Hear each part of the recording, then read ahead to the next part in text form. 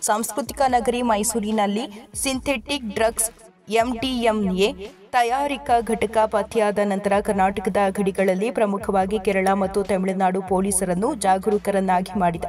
ಕಳೆದ ಜುಲೈ 27ರಂದು ಮಹಾರಾಷ್ಟ್ರ ಪೊಲೀಸರು ಮೈಸೂರು ಪೊಲೀಸರ ಸಹಯೋಗದಲ್ಲಿ ಮೈಸೂರಿನ ಹೊರವಲಯದ ರಿಂಗ್ ರಸ್ತೆಯಲ್ಲಿರುವ ಎಂಡಿಎಂಎ ತಯಾರಕಾ ಘಟಕದ ಮೇಲೆ ದಾಳಿ ನಡೆಸಿ 6 ಮಂದಿಯನ್ನು ಬಂಧಿಸಿದ್ದಾರೆ.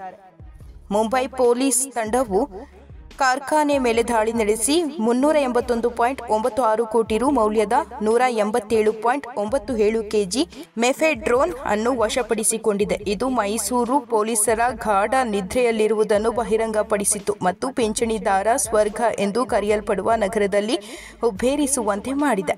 ಎಂಡಿಎಂಎ ಜೊತೆಗೆ ಕಳೆದ 2 ವರ್ಷಗಳಲ್ಲಿ 170 ಕೆಜಿ ಗಾಂಜಾವನ್ನು ವಶಪಡಿಸಿಕೊಂಡಿದ್ದೇವೆ ಎಂದು ನಗರ ಪೊಲೀಸರು ಹೆಮ್ಮೆ ಪಡುತ್ತಿದ್ದಾರೆ. ಆದರೆ ವ್ಯಾಪಾರಿಗಳ ಮೇಲೆ ನಿಗಾ ಇಡಲು ಯಾವುದೇ ಕಾಂಕ್ರೀಟ್ ಮತ್ತು ಆಕ್ರಮಣಕಾರಿ ಕ್ರಮಗಳನ್ನು ತೆಗೆದುಕೊಳ್ಳಲಾಗಿಲ್ಲ.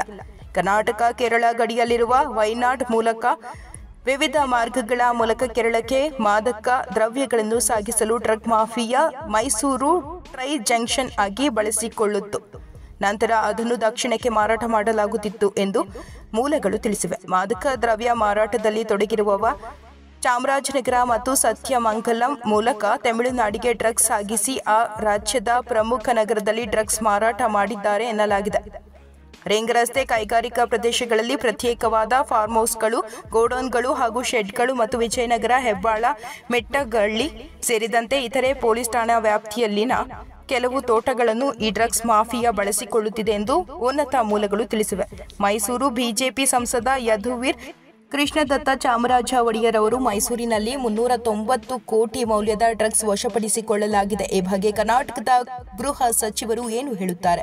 ಇವರು ಪ್ರತ್ಯೇಕ ಘಟಕಗಳಲ್ಲ, ಅವು ಮುಖ್ಯಮಂತ್ರಿ ಸಿದ್ದರಾಮಯ್ಯ ಅವರ ನೇತೃತ್ವದಲ್ಲಿ ಕರ್ನಾಟಕ ಸರ್ಕಾರದ ವಿಶಿಷ್ಟ ಸಾಧನೆಗಳಾಗಿವೆ ಎಂದು ವ್ಯಂಗ್ಯವಾಡಿದ್ದಾರೆ.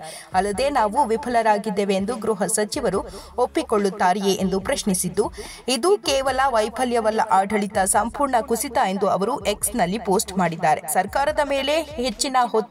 ಮೈಸೂರು ಪೊಲೀಸರ ವೈಫಲ್ಯಕ್ಕಾಗಿ ಮುಖ್ಯಮಂತ್ರಿ ಸಿದ್ದರಾಮಯ್ಯ ಮತ್ತು ಗೃಹ ಸಚಿವ ಜಿ. ಪರಮೇಶ್ವರ್ ರಾಜೀನಾಮೆ ನೀಡಬೇಕೆಂದು ಬಿಜೆಪಿ ನಾಯಕರು ಒತ್ತಾಯಿಸುತ್ತಿರುವುದರಿಂದ ಮೈಸೂರು ಡ್ರಗ್ಸ್ ಪ್ರಕರಣವು ಇದೀಗ ರಾಜಕೀಯ ತಿರುವು ಪಡೆದುಕೊಂಡಿದೆ.